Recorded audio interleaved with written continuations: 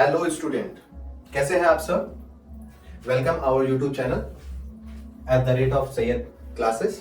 मैं आपका सैयद टीचर और हम लोग पढ़ रहे हैं एसिड बेस एंड सॉल्ट की सीरीज। हम लोगों ने एसिड को खत्म कर लिया है और बहुत बढ़िया से डिटेलिंग में इनकी स्टडी की, इनकी केमिकल प्रॉपर्टी की डिटेलिंग में स्टडी की और साथ ही साथ में हम लोगों ने रिक्वेस्ट पेपर की सारी डिटेलिंग स्टडी कर ली। आज उन्हीं सीरीज में एक सीरीज पढ़ना है, नेक्स्ट सीरीज जो है हमारी बेसिक। ये हमारा आज का टॉपिक है बेस। तो कॉपी पेन उठा लें और बढ़िया से नोट बनाएं और अच्छे से मन लगा के पढ़ें।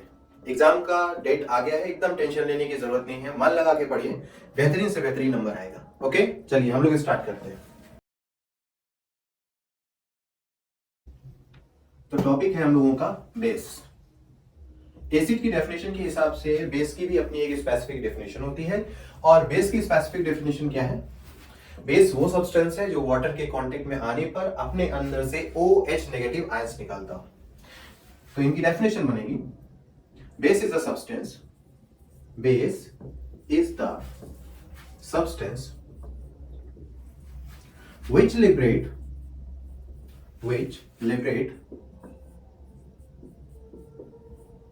OH negative ions when it come in contact with water.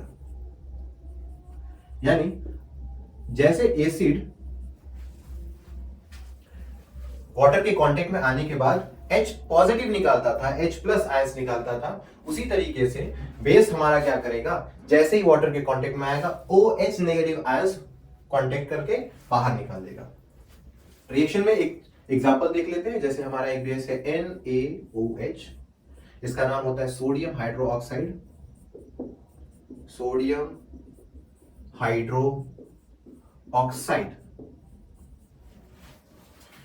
ये हो गया आपका सोडियम और ये होता है हाइड्रोक्साइड, मिला के हो जाते हैं सोडियम हाइड्रोक्साइड। अगर इन्हें वाटर के कांटेक्ट में लाया जाए तो ये क्या करते हैं, अपने आप को डिसोसिएट करते हैं, तोड़ते हैं और फॉर्म कराते हैं Na पॉजिटिव और निकालते हैं OH नेगेटिव आयंस। इसी सीरीज में एक हिस्सा अगर दूसरा एग्जांपल लिया जाए, MgOH whole twice, this is magnesium और ये OH फिर से हाइड्रोक्साइड, नाम पड़ा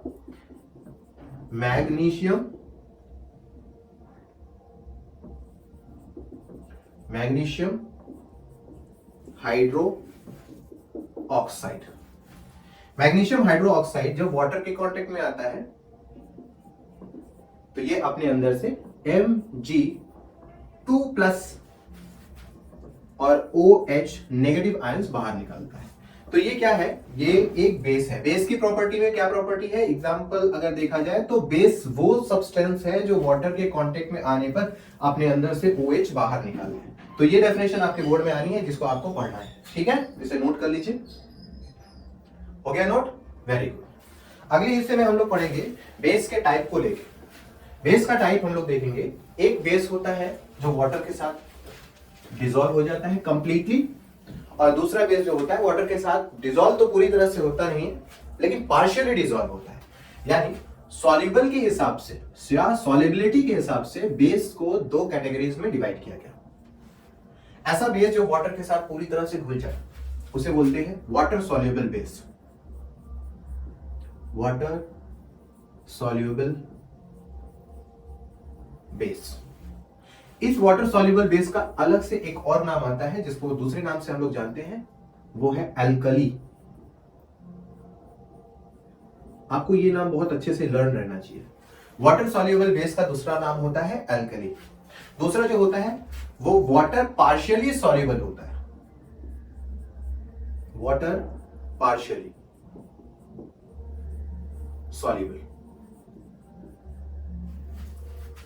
base. Water partially soluble base, इसका मतलब है कि अगर आप वाटर को लें और इसके अंदर बेस डालें और वह बेस बिना कुछ किए ऑटोमेटिक पूरी तरह से क्या हो जाए, डिसॉल्व हो जाए, पूरी तरह से डिसॉल्व हो जाए, तो वो कहलाएगा वाटर सॉल्युबल बेस यानी एल्कली। कुछ बेस हमारे ऐसे होते हैं जो स्प्रिंकली सॉल्युबल होते हैं। वाटर ले लेना है, बेस ले लेना है, उस पर स्प्रिंकल करना है, थोड़ा थोड़ा थोड़ा थोड़ा स्प्रिंकल करना है, तब जाकर वो क्या होते हैं, सॉल्युबल होते हैं, एक साथ सॉल्युबल नहीं होते। तो इन्हीं सीरीज में से हम लोग पढ़ने पड़ेंगे एल्कली या वाटर सॉल्युबल बेस। ठीक, तो पहला हिस्सा हम लोग पढ़ रहे जा रहे हैं एल्कली। एल्कली या इसी को बोल दिया जाएगा water soluble base. Water soluble base, water soluble base वो बेस होंगे जो वाटर के कांटेक्ट में आने पे अपना पूरा का पूरा OH नेगेटिव निकाल दें। वाटर सॉल्युबल बेस वो बेस होते हैं जो वाटर के कांटेक्ट में आने पर अपने अंदर से पूरा का पूरा OH माइनस आयंस निकाल दें, उन्हें बोलते हैं वाटर सॉल्युबल बेस। ऐसे बेस कहलाते हैं स्ट्रॉन्ग बेस।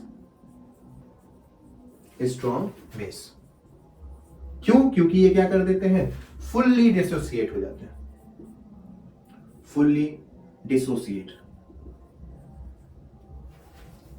या फुल्ली लिबरेट कर जाते हैं, लिबरेट दियर OH नेगेटिव आयंस। ऐसे बेस सबके सब क्या होते हैं, सबके सब एल्कली कहलाते हैं और स्ट्रॉन्ग बेस में भी इनकी कैटेगरीज होती है। एग्जांपल में अगर देखा जाए तो एग्जांपल में आते हैं आपके KOH potassium hydroxide, NaOH sodium hydroxide. ठीक, इसी दूसरे हिस्से में हम लोग जब बात करें वाटर पार्शियली सॉल्युबल बेस, या फिर हम कह सकते हैं वाटर पार्शियली सॉल्युबल बेस, या फिर हम इसे कह सकते हैं वीक बेस, जो वाटर के कांटेक्ट में आने पर अपने अंदर से पूरा का पूरा OH नेगेटिव आयंस नहीं निकालता, कुछ अपने पास बचा लेता और कुछ निकालता है, उन्हें बोलते हैं क्या, वीक बेस, यानी पार्शियली लिबरेटेड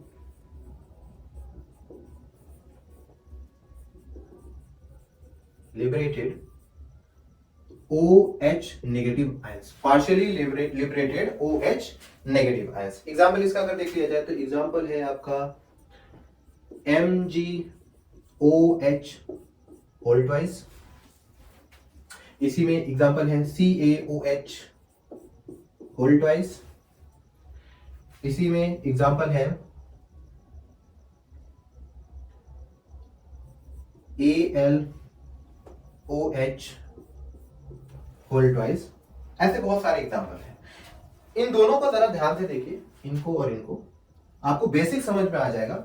स्ट्रॉन्ग बेस हर वो हो रहे हैं जिनके पास सिंगल OH है, सिंगल OH है। जब हम बात कर रहे हैं वीक बेस की, तो यहां पर देखो क्या देखने को मिल रहा है, OH ट्वाइस है, OH ट्वाइस है। इसका मतलब क्या है, अगर OH ट्वाइस हो गया, इसका मतलब ये अपने अंदर से सिर्फ एक बाहर निकाल रहे हैं और एक अंदर रख ले रहे हैं, इसलिए ये कहलाते हैं वीक बेस। ठीक है, इसे नोट कर लीजिए फट से। तो नेक्स्ट हेडिंग लगा लीजिए, property of bases. Property of bases में हम लोगों को पढ़ना है कुछ प्रॉपर्टीज बेसिस की, केमिकल प्रॉपर्टीज के बारे में, जिनमें एक पहली प्रॉपर्टीज होती है base are bitter in taste, कड़वा होता है बेस। ठीक है, दूसरी प्रॉपर्टी होती है सोपी टू टच, जब टच करते हैं जैसे साबुन वाबुन का हाथ में ले लें, हल्का सा पानी लगा दे तो स्लिप करती है, तो बेस भी बिल्कुल उसी तरीके की प्रॉपर्टी शो करता है। तीसरी केमिकल प्रॉपर्टी में बेस क्या करता है, रेड लिटमस पेपर, एक सॉल्यूशन अगर हम ले, कोई एक सॉल्यूशन ले और उस सॉल्यूशन में बेस हो, तो अगर हम उसके अंदर लिटमस पेपर डालें और लिटमस पेपर का कलर अगर रेड हो, तो ऐसी सूरत में ये टच करने के बाद इसका कलर चेंज होके ब्लू में हो जाएगा। ये जो चेंज हो रहा है ना, रेड से ब्लू में कन्वर्ट होना, ये बताता है कि सॉल्यूशन क्या है, बेसिक है। तो प्रॉपर्टी नंबर 3 है रेड लिटमस पेपर ब्लू में कन्वर्ट हो जाता है। चौथी प्रॉपर्टी कंडक्टिविटी। बेस के अंदर अगर देखा जाए NaOH वाटर में कांटेक्ट के आने पे NaOH अपने हिस्से में टूटता है, Na पॉजिटिव बना लेता है और OH नेगेटिव बना लेता है, जिसकी वजह से इनके ऊपर चार्ज पाए जाते हैं प्लस और माइनस, और पॉजिटिव नेगेटिव रोल प्ले करते हैं किस चीज के लिए, कंडक्टिविटी के लिए। किस चीज की, इलेक्ट्रिसिटी की। इलेक्ट्रिसिटी की कंडक्टिविटी के लिए रोल प्ले करता है कौन, पॉजिटिव और नेगेटिव। तो बेस के पास दोनों है, प्लस और माइनस, जिसकी वजह से गुड कंडक्टर ऑफ इलेक्ट्रिसिटी भी हो जाता है। अब प्रॉपर्टी नंबर 5 होती है, प्रॉपर्टी नंबर 5 है हमारी बेस का रिएक्शन मेटल के साथ, बेस का रिएक्शन मेटल के साथ। Property number 5, base react with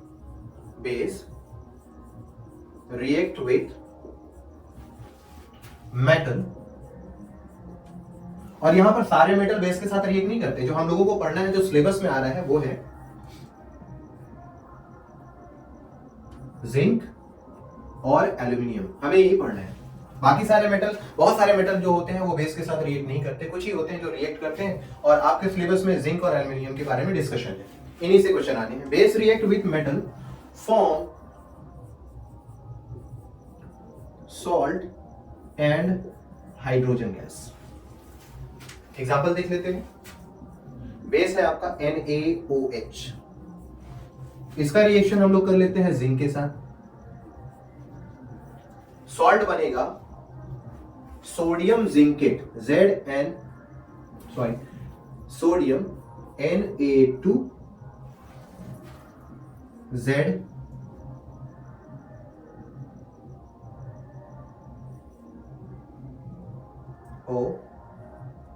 twice, Zn,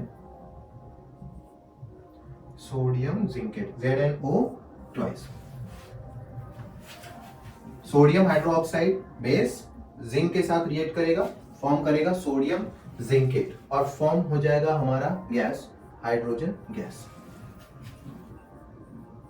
sodium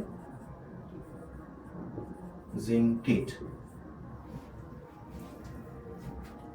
इसमें क्या होता है कि सोडियम, जरा देखिए इसके फॉर्मेशन के बारे में, ZnO2 ये एक पॉलीएटॉमिक आयंस है, ठीक है, और इनके ऊपर चार्ज होता है -2 का। सोडियम हमारा मेटल है और इनके ऊपर चार्ज होता है +1 का। इनकी वैलेंसी को हम यहाँ 2 के फॉर्म में लिखते हैं और इनकी वैलेंसी 1 यहाँ पर लिखते हैं। इनके क्रॉस मल्टीप्लाई कराते हैं और हमें फॉर्मूला बन के आता है Na2ZnO2, और यही हमारा क्या होता है, सोडियम जिंकेट फॉर्म करता है। यह है हमारा sodium hydroxide, sodium hydro oxide.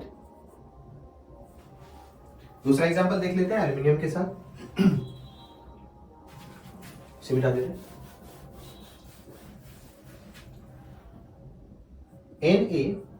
NaOH sodium hydroxide का रिएक्शन इस बार हम लोग एल्यूमिनियम के साथ कर लेते हैं। सॉल्ट हमारा बनता है, ये हमारा क्या है, सॉल्ट। यहां हमारा जो सॉल्ट बनेगा वो सॉल्ट बनेगा सोडियम एल्यूमिनेट। क्या बनेगा, sodium aluminate, NaAlO2, sodium aluminate बनेगा, और हाइड्रोजन गैस यहां से रिलीज हो जाएगी। इसका नाम आता है सोडियम एल्यूमिनेट। अब AlO2 पॉलीएटॉमिक आयंस है, चार्ज 1 होता है, इसलिए वैलेंसीज के क्रॉस मल्टीप्लाई पे NaAlO ट्वाइस बनता है। तो हमारे प्रोडक्ट में बेसिक के रिएक्शन में जब बेस मेटल के साथ रिएक्ट करता है तो फॉर्म करता है salt and hydrogen gas. Salt बन गया हमारे पहले एग्जांपल के हिसाब से NaOH का रिएक्शन हम लोगों ने जिंक के साथ कराया और हमें मिला सोडियम जिंकेट, और हाइड्रोजन गैस यहां से रिलीज हो गई। इसी तरीके से NaOH जब एल्यूमिनियम के साथ रिएक्ट कराया तो बना NaLO ट्वाइस 2, सोडियम एल्यूमिनेट, यहां से हाइड्रोजन गैस यहां से भी रिलीज कर गई। अब हाइड्रोजन गैस रिलीज की और हाइड्रोजन गैस की टेस्टिंग हम लोग को मालूम ही है। यहां पर हाइड्रोजन गैस का रिलीज होना एक चीज और बताता है कि ये एक तरह का क्या होता है, हीट रिलीजिंग रिएक्शन। क्या कहलाता है, हीट रिलीजिंग रिएक्शन। मतलब ये एक तरह का एक्सोथर्मिक रिएक्शन है जिसके अंदर से हीट रिलीज होती है। अब हाइड्रोजन की टेस्टिंग करना है, पिछले लेक्चर में हम लोगों ने देख ही लिया था। हाइड्रोजन गैस को अगर हम बर्न करते हैं तो वो कैसा साउंड करती है, पॉप साउंड करती है। इस तरीके से हम हाइड्रोजन गैस के बारे में भी जान सकते हैं। ठीक है, इसे फट से नोट कर लीजिए। फिर हम लोग प्रॉपर्टी नंबर 6 पे चलते हैं। हो गया, ठीक। तो प्रॉपर्टी नंबर 6 जो थी वो है हमारी बेस का रिएक्शन एसिड के साथ, बेस का रिएक्शन एसिड के साथ। Acid property number 6, base react with acid, क्या फॉर्म करेगा, बनाएगा सॉल्ट एंड वाटर। क्या फॉर्म करेगा, सॉल्ट एंड वाटर। रिएक्शन देख लेते हैं। NaOH सोडियम हाइड्रोक्साइड का रिएक्शन हम लोग HCl हाइड्रोक्लोरिक एसिड के साथ कराते हैं, तो प्रोडक्ट बनता है NaCl प्लस H2O। बहुत सारे बच्चों को इस रिएक्शन को याद करना पड़ता है, उन्हें ये नहीं समझ में आता है रिएक्शन में कि आखिर प्रोडक्ट बन कैसे रहा है। टीचर तो बता देते हैं NaCl बन गया, वाटर बन गया, लेकिन हमें कैसे पता चलेगा रिएक्शन के दौरान प्रोडक्ट यही बनने वाला है। तो कुछ रिएक्शंस की मैकेनिज्म होती है जिनको हम लोग पढ़ते हैं, उनके बारे में जानते हैं, ताकि हमें उससे जानकारी हासिल हो सकती है और उससे हमें ये पता चल जाता है कि प्रोडक्ट क्या बनने वाला है। और कुछ रिएक्शन ऐसे होते हैं जिन्हें हमें लर्न करना पड़ता है। जैसे इसका मैकेनिज्म देख लेते हैं, आखिर ये NaCl और वाटर ही कैसे बना। चलिए देखते हैं। NaOH प्लस HCl क्या होता है कि ये भी आपका एक्वस में है, एक्वस सॉल्यूशन, ये भी आपका क्या है, एक्वस सॉल्यूशन। एक्वस मतलब वाटर के साथ इसका कॉम्बिनेशन, इसका भी वाटर के साथ इसका कॉम्बिनेशन। हम लोग पढ़ चुके हैं बेस अगर वाटर के कांटेक्ट में आता है तब क्या करता है, वो डिसोसिएट करता है OH नेगेटिव में। और ये वाला जो मेटेलिक पार्ट है, हमें आपको मालूम ही है मेटेलिक पार्ट हमेशा पॉजिटिव चार्ज।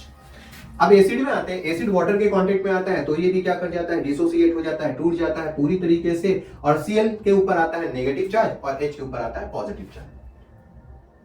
अब सोडियम पॉजिटिव चार्ज लेके बैठा हुआ है, तो वो कंपाउंड के दूसरे हिस्से में सोचता है कि अगर मेरे से अपोजिट वाला कोई मिल जाए तो मैं उसके साथ कंबाइन हो जाऊं। तो वो देखता है कि सोडियम क्लोरीन, क्लोरीन के पास नेगेटिव चार्ज है, सोडियम बड़ा खुश, वाह भाई वाह, चलो अटैक कर लो और दोस्ती बढ़ा लो। NaCl के साथ कंबाइन होकर बना लेता है NaCl।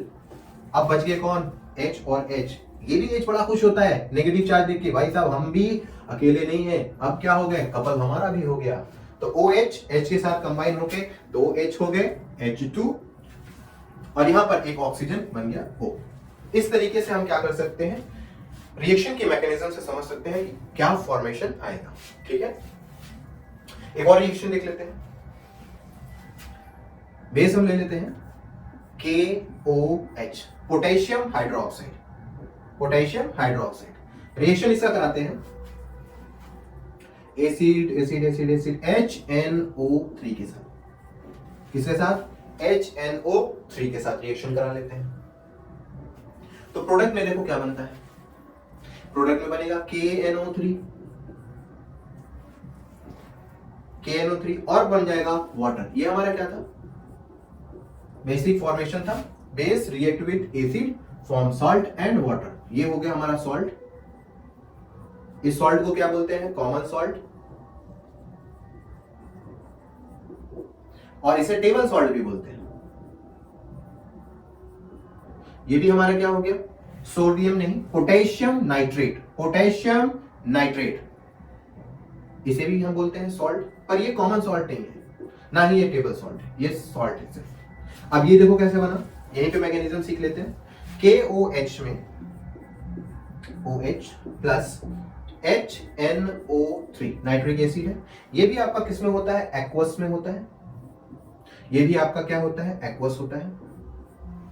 वाटर के कांटेक्ट में आने पर बेस अपने हिस्से में टूट जाता है और एसिड भी अपने हिस्से में टूट जाती है, चार्ज बना लेती है, इनके ऊपर आ जाते हैं आयंस, कुछ इस तरीके से आयंस बन जाएंगे। K को मिल जाएगा पॉजिटिव से दूसरे कंपाउंड में नेगेटिव, और हाइड्रोजन यानी हाइड्रो ऑक्साइड को मिल जाएगा दूसरे कंपाउंड में H पॉजिटिव, और दोनों मिलके क्या फॉर्म कर देंगे, K के साथ NaOH, KNO3, सॉरी K के साथ NO3 क्या बन जाएगा, KNO3 प्लस OH के साथ हाइड्रोजन बन गया H2, दो हाइड्रोजन, एक हाइड्रोजन, दो हाइड्रोजन मिल गए हाइड्रोजन, एक ऑक्सीजन, यहां पर आ जाएगा ऑक्सीजन, और ये फॉर्मेशन कंप्लीट हो जाएगा। जरा ध्यान से देखिए, इसमें भी सॉल्ट एंड वाटर, इसमें भी सॉल्ट एंड वाटर, और हमारा प्रोडक्ट भी क्या है, सॉल्ट एंड वाटर। ऐसा रिएक्शन जिसके अंदर सिर्फ और सिर्फ सॉल्ट और वाटर मिले, ऐसे रिएक्शन को क्या बोलते हैं, जरा याद करिए, याद करिए, बहुत बढ़िया। ऐसे रिएक्शन को बोलते हैं हम न्यूट्रलाइजेशन रिएक्शन। कौन सा रिएक्शन, न्यूट्रलाइजेशन रिएक्शन। अब न्यूट्रलाइजेशन रिएक्शन के बारे में बात करें तो न्यूट्रलाइजेशन रिएक्शन क्या होता है, इसके पिछले हम लोगों ने लेक्चर में बताया था और बकायदे डिटेल में इसकी स्टडी हुई थी। न्यूट्रलाइजेशन रिएक्शन वो रिएक्शन होता है जिसमें एसिड और बेस आपस में कंबाइन करते हैं और सिर्फ ओनली वाटर और सॉल्ट फॉर्म करते हैं। Only salt and water form होता है और कुछ भी नहीं होता है। ऐसे रिएक्शन को हम न्यूट्रलाइजेशन रिएक्शन के नाम से जानते हैं।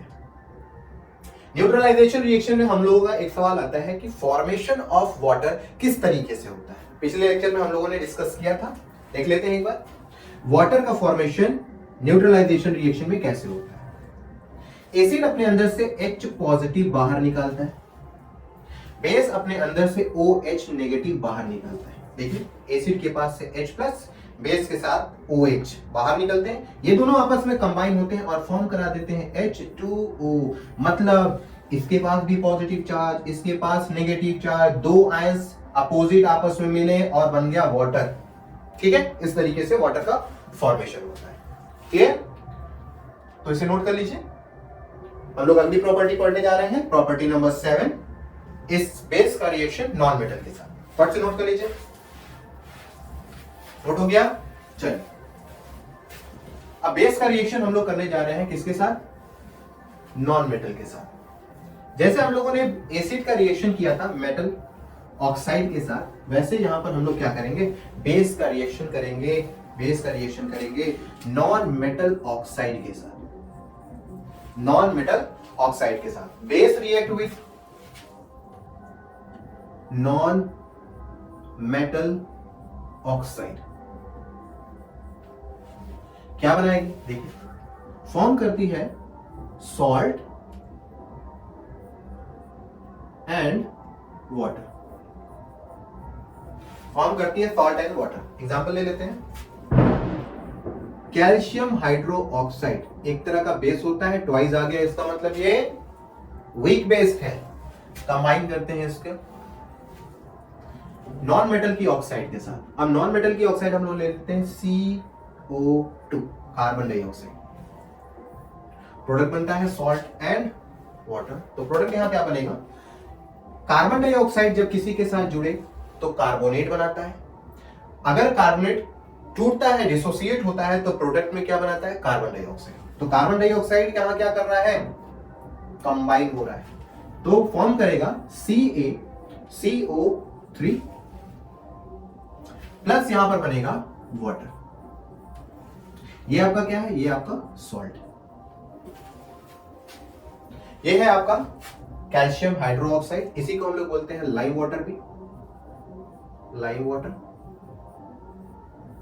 और ये कार्बन डाइऑक्साइड है, क्या फॉर्म करता है, कैल्शियम कार्बोनेट। कैल्शियम कार्बोनेट क्या होता है, कैल्शियम कार्बोनेट आपका सॉलिड स्ट्रक्चर हो सकता है, अंडे के छिलके में पाया जाता हो, चॉक को बोल सकते हैं, बोन्स में पाए जाते हैं, मार्बल्स पे भी इसको, मार्बल्स का अगर फॉर्मूला आता है एग्जाम में, मार्बल्स से पूछ लेते हैं कि मार्बल्स यूज किया जाता है, ऐसा कंपाउंड बताइए जिससे वो मार्बल्स बना हुआ है, या मार्बल्स का फॉर्मूला क्या है, तो आप बता सकते हैं कैल्शियम कार्बोनेट होता है। ठीक है, और वाटर फॉर्म करते हैं। जरा ध्यान से देखिए, फिर से हमें क्या मिला, salt water, salt water. Reaction का नाम सॉल्ट वाटर ओनली, रिएक्शन का नाम न्यूट्रलाइजेशन रिएक्शन। कौन सा रिएक्शन, न्यूट्रलाइजेशन रिएक्शन। ये तो समझ में आ गया, OH लेके चल रहा है कि ये भाई साहब क्या होगा, बेस होगा। लेकिन यहां पर एसिड कौन है, तो पता चला CO2 जो है कार्बन डाइऑक्साइड, क्या रोल प्ले कर सकता है अगर वो न्यूट्रलाइजेशन रिएक्शन है। CO2 प्ले कर सकता है रोल, मालूम है क्या, एसिडिक। कार्बन डाइऑक्साइड यहां पर रोल प्ले करता है एसिडिक। कैसे, देखो, CO2 अगर वाटर के कांटेक्ट में आए तो ये क्या बनाता है, H2CO3, H2CO3, और ये आपका क्या है, एक एसिड है। क्या है आपका, एसिड है, नाम कार्बोनिक एसिड। ठीक, अब ये एसिड है, कौन सा acid? Weak acid. Acid base के साथ रिएक्ट करेगा, फॉर्म करेगा सॉल्ट एंड वाटर। नोट, जरा नोट फट से लगा लीजिएगा, बहुत इंपॉर्टेंट नोट। नंबर 1 मिटा देते इसको, एसिड है ये। Note number 1, all metal oxide, all metal oxide are क्या? All metal oxide are basic in nature, in nature.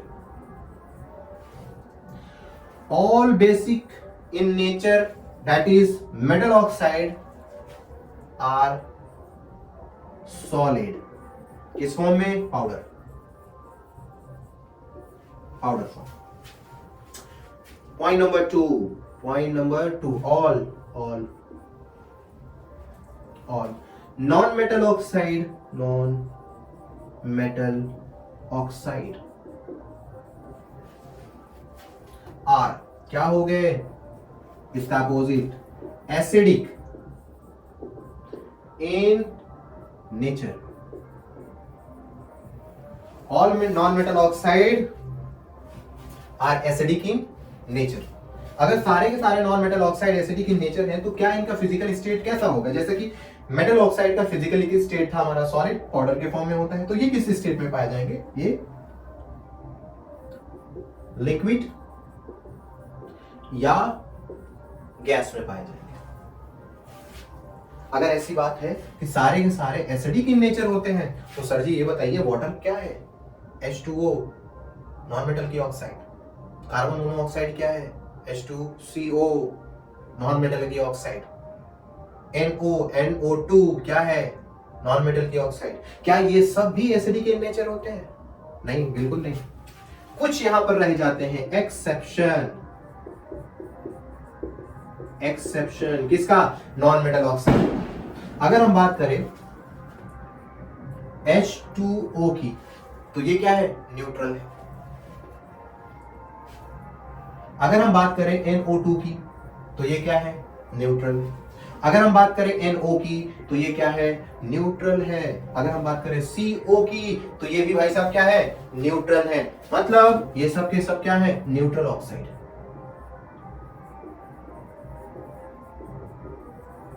Neutral oxide मतलब हम ये कह सकते हैं कि मेटल की सारी ऑक्साइड बेसिक इन नेचर होती है, लेकिन नॉन मेटल की सारी ऑक्साइड एसिडिक इन नेचर नहीं हो सकती। कुछ होंगी लेकिन कुछ बच जाएंगी जिन्हें हम एक्सेप्शन में पढ़ते हैं। ये सब के सब नॉन मेटल की ऑक्साइड है लेकिन न्यूट्रल ऑक्साइड होती है, न्यूट्रल होती है। किसी तरीके से इनका लिटमस पेपर कोई कलर शो नहीं कर सकता। कहा जाए कि अगर मैं बेस लूं और बेस के फॉर्म में नॉन मेटल की ऑक्साइड यहां पर वाटर ले लूं और इसमें हम रेड लिटमस पेपर पास कर दूं, तो रेड लिटमस पेपर अंदर जाने के बाद कोई कलर नो चेंज, कोई भी कलर चेंज नहीं करेगा। अगर कलर चेंज करता तो वो ब्लू में आता और हम बता सकते कि भैया ये क्या है? बेसिक इन नेचर हो गई, लेकिन ये क्या है? पूरी तरह से न्यूट्रल होती है। अगर हम रेड ले ब्लू ले लें और इसी वाटर में डालें फिर भी हमें क्या शो करेगा? No colour change. इसका मतलब ये भी क्या है? कोई नेचर शो नहीं करती है, न्यूट्रल है। क्लियर? फर्स्ट इसको नोट बना लीजिए, लिख लीजिए बढ़िया से। तो यहां पर हम लोग का केमिकल प्रॉपर्टी ऑफ बेस खत्म होता है, जिसमें हम लोगों ने पहले पढ़ा केमिकल प्रॉपर्टी ऑफ बेस का। पहली प्रॉपर्टी थी बेस की chemical property bitter in taste, यानी बेस हमारा क्या होता है? कड़वा होता है। दूसरा सोपी टू टच होता है, अगर हम उसे छुए तो कैसा होता है? स्लिप करता है। तीसरी प्रॉपर्टी में हम लोगों ने देखा कि बेस के अंदर ये भी खासियत होती है कि वो क्या कर सकता है? रेड लिटमस पेपर को ब्लू में कन्वर्ट कर सकता है। चौथी में हम लोगों ने देखा कि बेस जो होता है इलेक्ट्रिसिटी कंडक्ट भी कर सकता है। इसकी वजह क्या है? बेस इलेक्ट्रिसिटी कंडक्ट इसलिए कर पाता है क्योंकि उसके अंदर आयंस पाए जाते हैं, पॉजिटिव और नेगेटिव चार्जेस पाए जाते हैं, जिनकी वजह से बेस इलेक्ट्रिसिटी को कंडक्ट कर पाता है। तीसरी प्रॉपर्टी के बाद जब हम लोगों ने चौथी और पांचवी प्रॉपर्टी में बात की तो पांचवी प्रॉपर्टी में हम लोगों ने पाया कि अगर बेस को मेटल के साथ रिएक्ट किया जाए तो क्या होगा? बेस मेटल के साथ रिएक्ट करता है तो फॉर्म करता है salt and hydrogen gas. Salt और हाइड्रोजन गैस को देखने पे हम लोगों ने ये देखा कि क्या सारे के सारे मेटल बेस के साथ रिएक्ट करते हैं? पता चले नहीं, सारे मेटल बेस के साथ रिएक्ट नहीं करते। हमारे और आप जो सिलेबस में है, आपके जो सिलेबस में एग्जाम में पूछे जाने वाले सवाल हैं, वो दो मेटल से लिए जाते हैं। पहला जिंक के मेटल से, दूसरा एल्यूमिनियम के मेटल से। तो एल्यूमिनियम से बनने वाला जो सॉल्ट होता है बेस से, वो एल्यूमिनेट कहलाता है। अगर वो सोडियम के साथ है तो सोडियम एल्यूमिनेट होगा, कैल्शियम के साथ होगा तो कैल्शियम एल्यूमिनेट होगा, पोटेशियम होगा तो पोटेशियम एल्यूमिनेट होगा। ठीक है, इसी तरीके से अगर जिंक के साथ रिएक्ट किया गया कोई बेस, तो वो क्या बनाएगा? जिंकेट होगा। चाहे बेस सोडियम होता, सोडियम जिंकेट होगा। अगर बेस पोटेशियम हाइड्रोक्साइड है तो बेस बनेगा पोटेशियम जिंकेट। इस तरीके से फॉर्म करेगा। सारे के सारे मेटल बेस के साथ रिएक्ट नहीं करते। वहां से निकलने वाला हाइड्रोजन गैस की टेस्टिंग भी हम लोगों ने पढ़ ली। हाइड्रोजन गैस क्या निकालता है? हाइड्रोजन गैस पॉप साउंड निकालता है। जब वो बर्न होता है ऑक्सीजन के प्रेजेंस में तो पॉप साउंड करता है। इसी बेसिक में हम लोग प्रॉपर्टी नंबर 6 में ये जाने कि अगर बेस एसिड के साथ रिएक्ट करे तो क्या करेगा। एसिड बेस के साथ रिएक्ट करने पर सॉल्ट एंड वाटर बनाता था, तो क्या बेस भी एसिड के साथ रिएक्ट करने पर सॉल्ट एंड वाटर बनाएगा? हमने देखा हाँ बिल्कुल बनाएगा। इसका रिएक्शन में हम लोगों ने देखा कि NaOH जो कि बेस था HCl के साथ रिएक्ट किया और फॉर्म किया क्या? NaOH HCl के साथ रिएक्ट करने पर हम लोगों ने इसकी मैकेनिज्म देखी, किस तरीके से ये फॉर्म करता है। बनता है आपका NaCl प्लस यहां पे फॉर्म कर जाता है वाटर।